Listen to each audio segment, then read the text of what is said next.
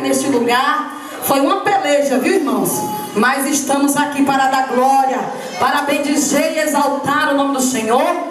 Já louvo a Deus pela vida dos pastores que estão aqui nessa tribuna, as missionárias, mulheres de Deus.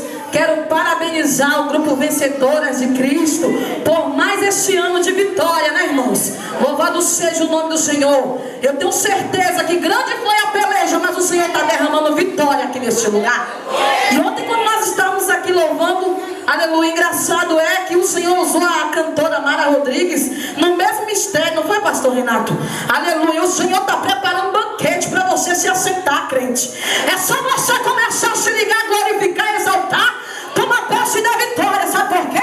Porque nós não viemos aqui para olhar qual é o grupo que vai cantar bonito, se a cantora vai errar a canção. Nós viemos aqui para bendizer e exaltar o nome dele, porque dele é a glória, dele é o louvor, dele é toda a adoração. Aleluia.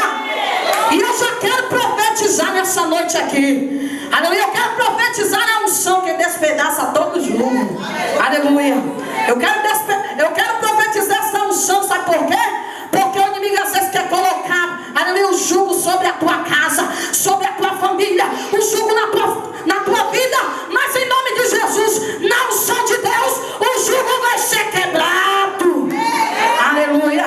Vamos adorar o Senhor Jesus. Fica de pé, igreja, vamos adorar o Senhor.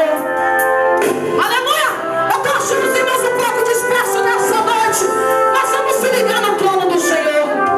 Sei que a luta é tão grande e o fardo tão pesado para prosseguir. Se desprenda para o Senhor nesta noite.